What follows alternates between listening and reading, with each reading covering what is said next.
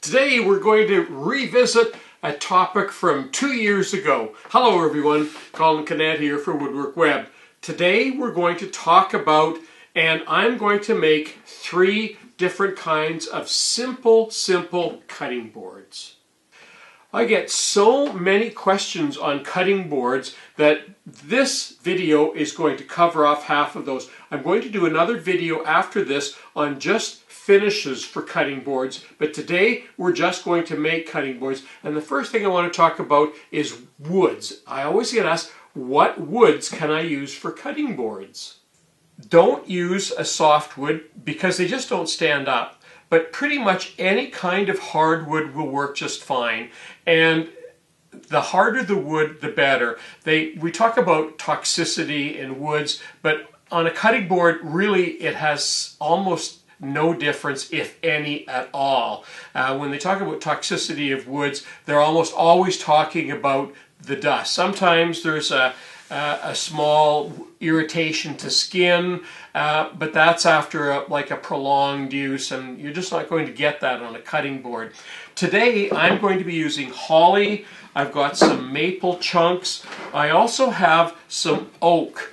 And a lot of people say they don't like using oak because it has a porous, it's a porous wood.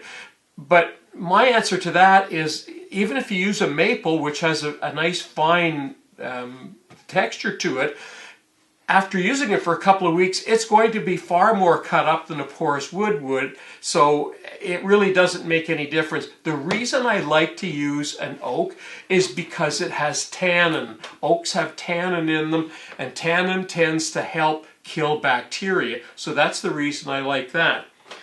The woods not to use, first of all, don't use anything with a live edge or a rough edge like that. You want to make sure on a cutting board that all your edges and top and bottom are smooth, and that's so that you don't collect food bits.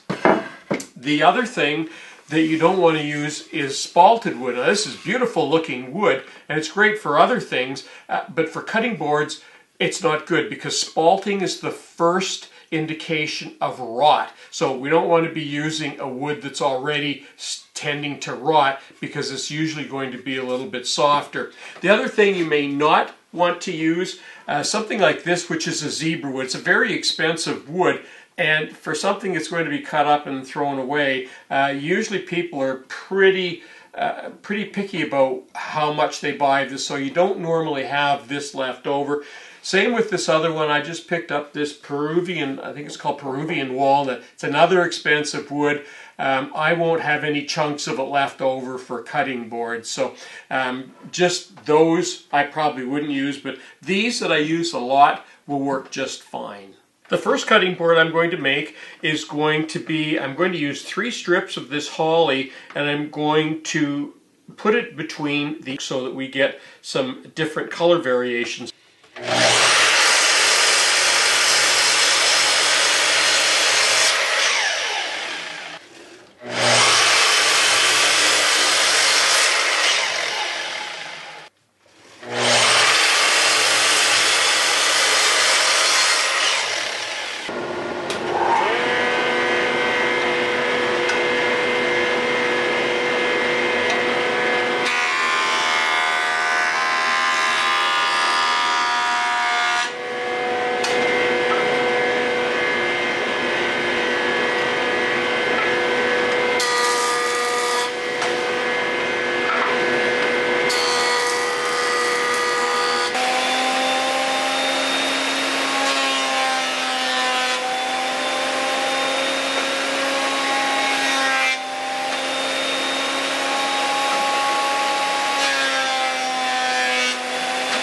Okay, I'm at the table saw, and I'm going to be cutting the holly because it's the narrowest of the 3 pieces, and I want 3 equal pieces.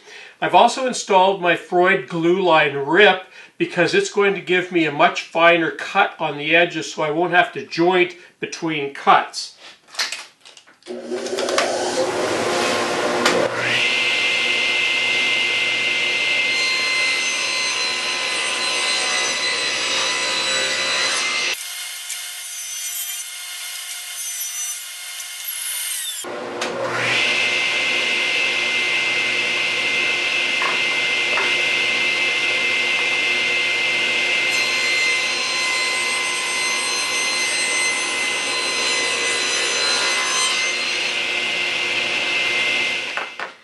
Okay, we're ready to do the glue up. The next question I get asked a lot is, what kind of glue should I use? And my answer is, I just use ordinary, you can see that I refill my own bottles, I just use ordinary yellow glue because this is wood. You never want to put this in a dishwasher, you never want to soak it.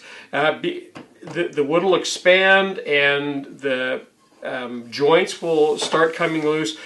Cutting boards need to be wiped off thoroughly with soap and water and then rinsed off and let to dry. And for that reason, I only ever use ordinary yellow glue, and it works just fine. Well, we've let a little bit of time pass, and there's our first cutting board. We still need to do some sanding on both sides. You can see there's a little bit of burning on the edge. We need to sand that off, and we'll need to round the edges. We'll do that later on, and we'll trim that off. But there's basically our first cutting board. Let's move on to the second cutting board we're going to do today. In this case, we're going to use some oak. This is some nice red oak. And I have a template here, and we're going to cut this out on the router. But before I do that, I'm going to use the bandsaw to do a little bit of rough cutting.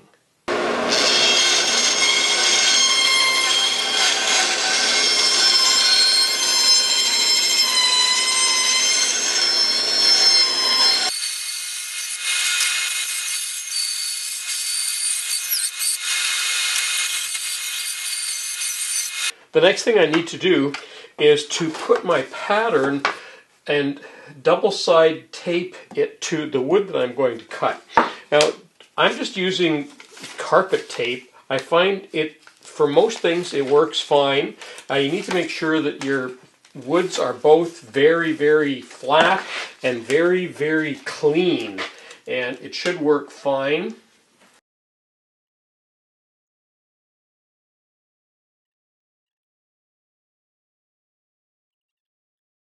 To make this cut, I'm going to be using something called a patterning bit, and that's where the cutter blades are at the top and the bearing is at the bottom.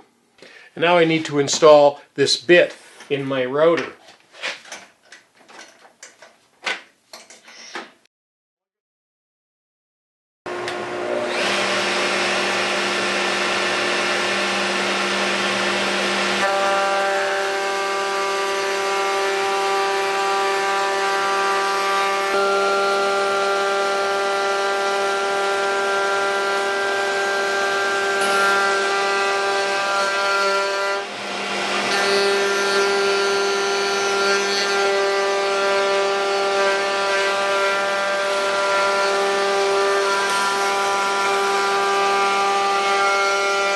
Well, now we're ready for our last cutting board, and for this I've got a piece of figured wood. It's figured maple, but there's a crack in here, so it's not really good for very much, and there's also a knot right on the edge. So what I'm going to do, I'm just going to click it off there and right about there on the sliding miter. Then we'll take it right over to the bandsaw, and we'll just cut a little bit of a decorative edge on it, just so that it's not square. So here we are back at the bandsaw, and I just took a felt pen and just did a freehand draw around there.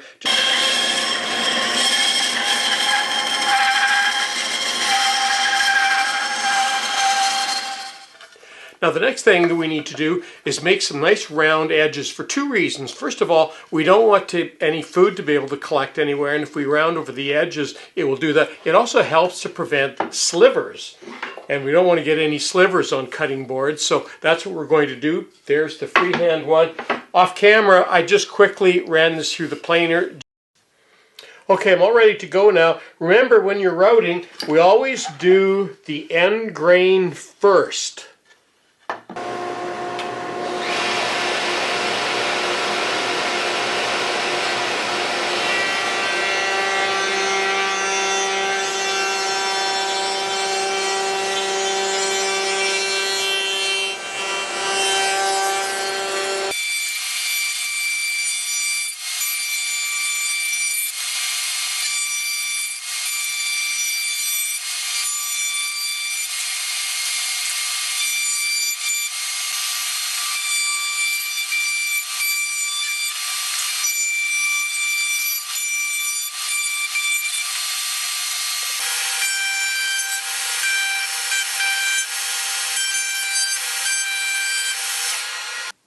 Well, that's it.